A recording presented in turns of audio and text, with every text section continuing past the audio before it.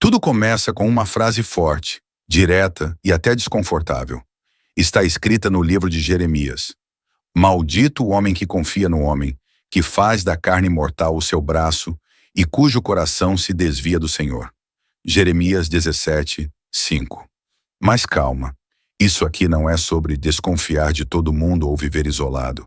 Essa frase nasceu dentro de um contexto pesado, de um povo que estava tomando decisões erradas e pagando caro por isso. Para entender de verdade, a gente precisa entrar na história. O povo de Judá estava vivendo um momento crítico. Em vez de confiar em Deus, eles começaram a colocar sua segurança em alianças humanas, principalmente com nações poderosas como o Egito. Eles pensavam: se a gente tiver apoio político e militar, vamos ficar seguros. Só que isso era exatamente o contrário do que Deus tinha ensinado desde o início. Ao invés de buscar direção em Deus, eles estavam confiando na força humana, em estratégias, em poder político, e ignorando completamente a presença de Deus. E é nesse cenário que o profeta Jeremias levanta a voz. Ele não fala algo leve. Ele solta uma declaração pesada. Maldito o homem que confia no homem. Aqui, maldito não é um xingamento. É um alerta espiritual. Significa alguém que está caminhando para a ruína, porque colocou sua confiança no lugar errado. Jeremias continua dizendo que essa pessoa é como um arbusto no deserto, que não vê quando o bem chega e vive em terra seca. Jeremias 17, 6. Ou seja, é alguém espiritualmente seco, sem vida, sem direção, mesmo achando que está fazendo tudo certo. Agora olha o contraste absurdo que vem logo depois. Bendito o homem que confia no Senhor. Jeremias 17, 7.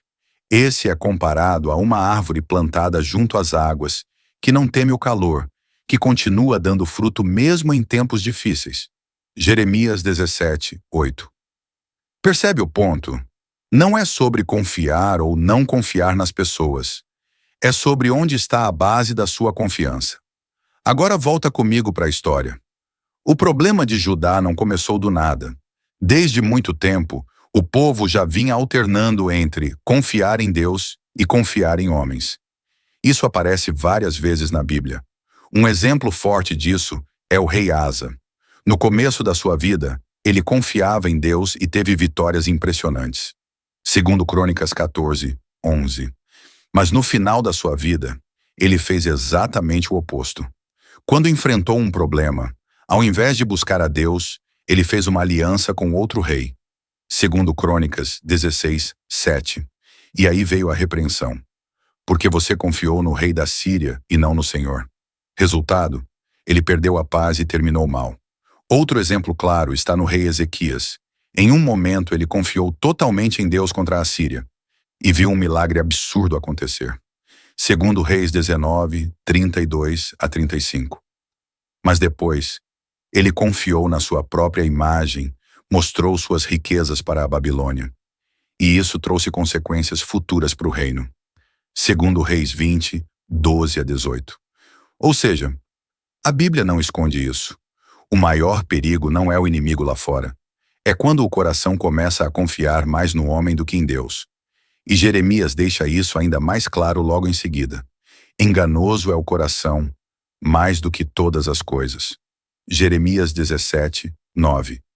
Aqui está a raiz do problema. O ser humano acha que está no controle. Acha que suas decisões são seguras. Acha que pode dar um jeitinho sem Deus. Mas o coração engana.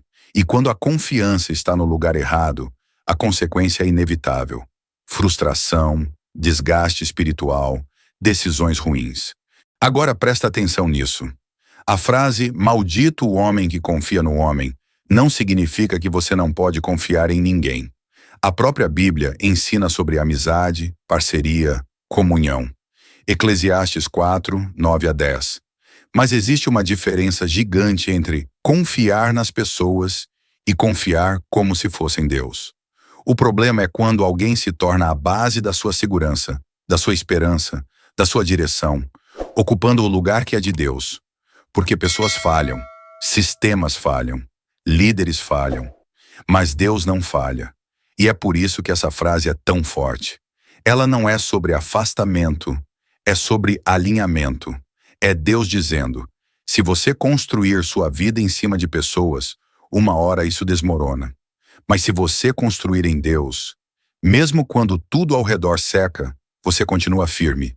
E isso não é teoria, é padrão bíblico. Davi escreveu algo que conecta perfeitamente com isso. Uns confiam em carros e outros em cavalos, mas nós faremos menção do nome do Senhor. Salmos 20, 7. Na época, carros e cavalos eram poder militar. Era tecnologia de guerra. Era segurança. Hoje, isso pode ser dinheiro, influência, contatos, status. Nada disso é errado. Mas quando isso vira sua confiança principal, você entra no mesmo erro que Jeremias denunciou. Agora pensa na aplicação disso hoje. Quantas vezes as pessoas quebram porque confiaram totalmente em alguém? Quantas vezes colocaram expectativas em pessoas que não podiam sustentar isso?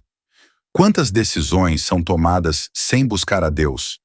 É exatamente isso que essa passagem confronta. Ela chama você de volta. Não para abandonar pessoas, mas para colocar Deus no centro de tudo.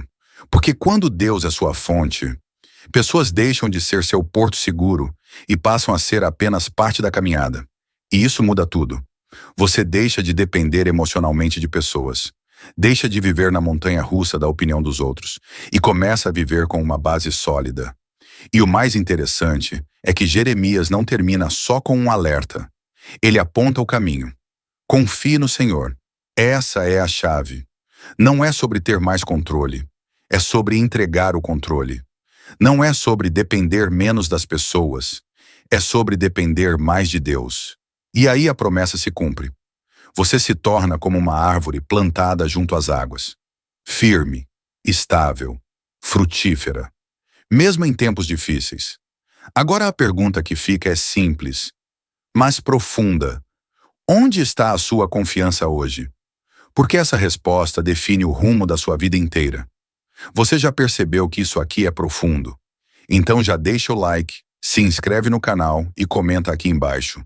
Minha confiança está em Deus. Isso ajuda demais o canal a crescer e levar essa mensagem para mais pessoas.